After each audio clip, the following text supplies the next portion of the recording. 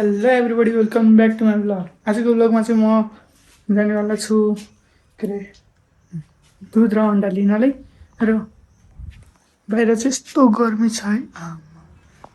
ए sorry guys, मैले चाहिँ दुध र अन्डा भनेको छु। म चाहिँ लिन जान लागिरहेको छु दुध र केरा। कहिलेकाहीँ मिस्टेक भइहाल्छ क्या। म चाहिँ आज के बनाउन गइरहेको छु दुधबाट भन्दाखेरि चाहिँ म चाहिँ आज क्यारामल माकियातो बनाउन गइरहेको छु। त्यसको नाम चाहिँ अचम्मको छ र मलाई बनाउन चाहिँ टिकटकबाट हेरी म बनाउँछु। ढुक्क बस्नुहोस् गाइज। यो गर्मीमा खाँदै बस्दै गरेर जम्मा गरेको बोसो जति सबै पग्लेर यो गर्मीमा गइसक्यो होला। कमसे कम भन्नु पर्दाखेरि मेरो 10 किलो बोसो चाहिँ पग्लिसक्यो होला। त्यस कारणले गर्दा म यो कुरा भन्न चाहन्छु, हजुरहरू यो गर्मीमा बाहिर ननिक्लिनु होला सकेसम्म। दिउँसो चाहिँ यस्तो गर्मीमा फेरि सर्पहरू धेरै निक्लिन्छ अनि अलि राम्रोसँग हिँड्नुपर्छ कि यो चाहिँ भित्री बाटो हो। यो चाहिँ फाइनली मैले चाहिँ अब दुध र केरा लिएर आइसकेको छु र अब म चाहिँ अब क्यारामल माकियातो भन्ने चिज बनाउन गइरहेको छु। त्यसको मलाई यो खासै बनाउन त आउन्न होइन, म तर कोसिस गर्छु। हजुरहरूलाई त थाहा नै छ होला कि कोसिस गर्ने वालों की कभी हार नहीं होती, इसलिए मैं कोसिस करने जा रहा हूँ। बिचमा चाहिँ मैले हिन्दी घुसाइदिएको छु, त्यस कारणले गर्दा म माफी माग्न चाहन्छु। र फाइनली म चाहिँ घर आइसकेँ र मलाई लास्टै गर्मी लागिरहेको छ। So hello everybody welcome back to my भनेर भन्दिनँ, म अघि नै भनिसकेको छु। र आज म बनाउन गइरहेको छु कोल्ड कफी। र म कसरी बनाउँछु हेर्दै जानु है त। पहिला सुरु त मैले लेखेको छु यहाँ आइस, र आइस लेखेपछि चाहिँ मैले चाहिँ अब यहाँ कफी निकालेँ र मैले चाहिँ कफी गर्नको लागि त्यो घुल्ने कुरा छैन नि त। अनि म चाहिँ कफी घुल्न यहाँ बनाउँदैछु।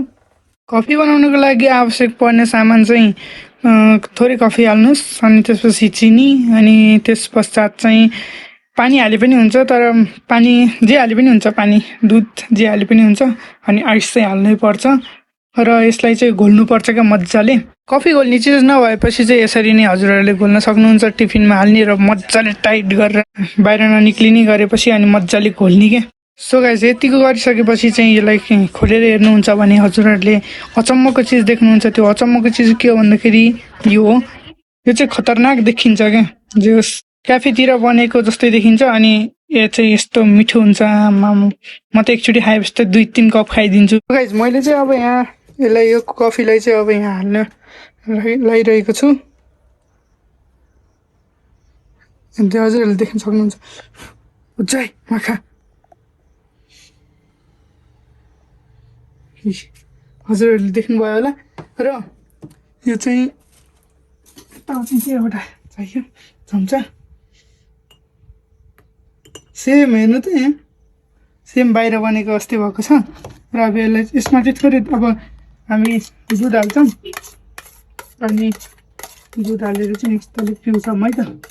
हामी चाहिँ अब म चाहिँ अब यो दुध चाहिँ होइन, यो चिसो छ कि दुध, अनि गर्मीमा चाहिँ अब चिसो दुधै ठिक हुन्छ नि त। म यो दुधलाई चाहिँ हाल्छु। अब हजुरहरूले देख्न सक्नुहुन्छ हाम्रो चाहिँ अब क्याफेतिर बन्ने कफी रेडी भइसकेको छ।